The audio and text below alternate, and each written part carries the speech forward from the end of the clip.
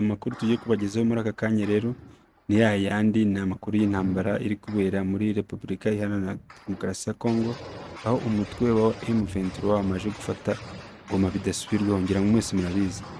Ni ukuvuga ngo noneho ikiri kuvugwa ni igiki? Noneho ikiri kuvugwa ni igiki?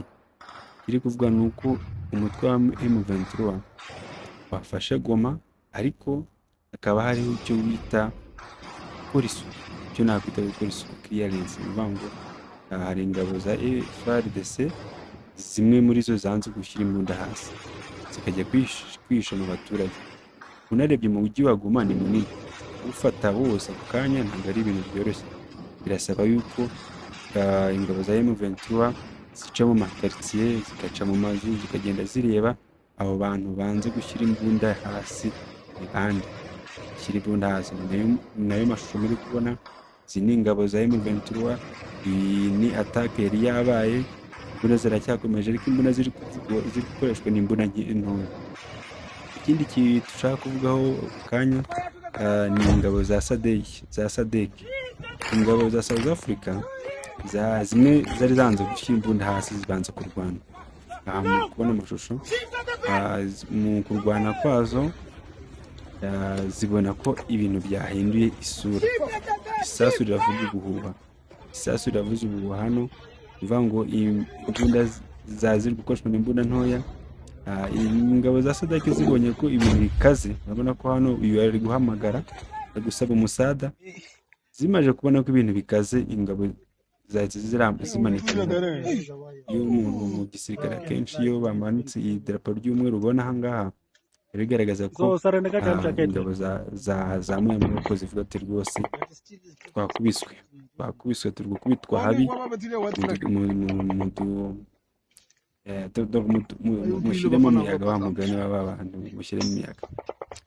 Ikindi dushaka kuvugaho hano, urabona iri ni itangazo rya Ramaphosa, perezida wa South Africa, aho yavuganye na perezida w'u Rwanda kuri telefone. Ubwo nyine nabo bashobora kuba baganiriye ku bijyanye n'uburyo ingabo za South Africa zashyira amaboko, imbunda hasi, zikamanika amaboko, zikishikiriza umutwe wa M23. Ikindi kiri kuvugwa rero ni ikihe? Ni ubwirinzi bw'u Rwanda. Ingabo z'u Rwanda aho ziri zubahwe, igihugu cyacu cyubahwe, umusaza yubahwe. Ikijyanye n'icyo bita ubwirinzi ejo, ngira ngo ejo byaragaragaye ko igihugu cy'u Rwanda kiri mu bihugu bimeze neza mu bijyanye n'umutekano. Aha naho uraza kubona aho ingabo za RDC, donc FARDC, ibintu byazikomerana. Bamwe bararambika imbunda hasi, bamwe birukanse. Aya ni amakuru rwose ari kugenda acicikanya ku mbuga nkoranyambaga. Abo ni abana bari gushaka kwiba, nyine bagafungura bagashaka kwiba. Ibi byose muragerageza kugenda mubikurikirana, kugira ngo nkora izindi video, nza gukora video y'amakuru arambuye, n'uburyo mu kanya turakora video irambuye igaragaza neza amakuru ahagaze muri Goma.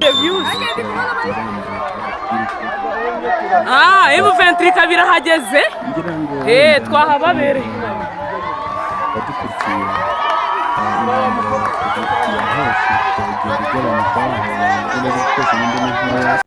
Ariko amasasu arakomeza akavuga, ariko by'ukuri umujyi wa Goma wafashwe bidasubirwaho, kandi mu makuru kugira numva ni uko badateze na rimwe kuza kuwusubiza.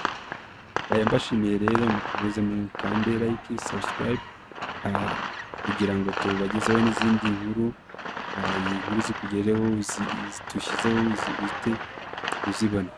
Ndabashimiye, murakoze cyane.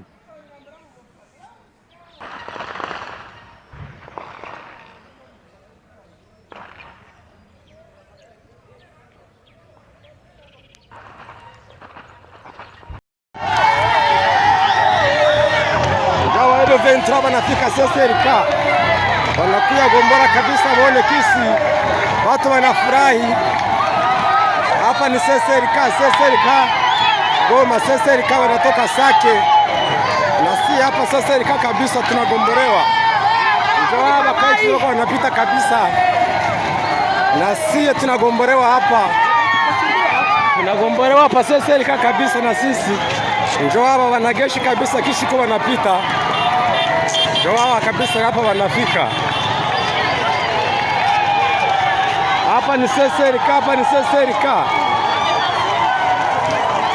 Hapa ni seserika kabisa.